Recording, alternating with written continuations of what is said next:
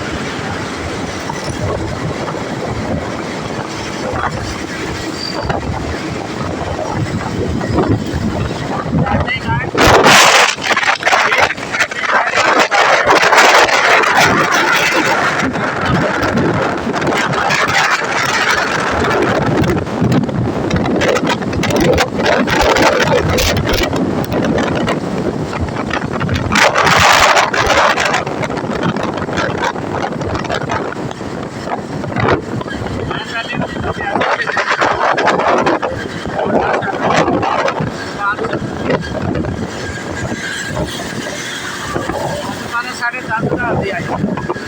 ਵਾਹ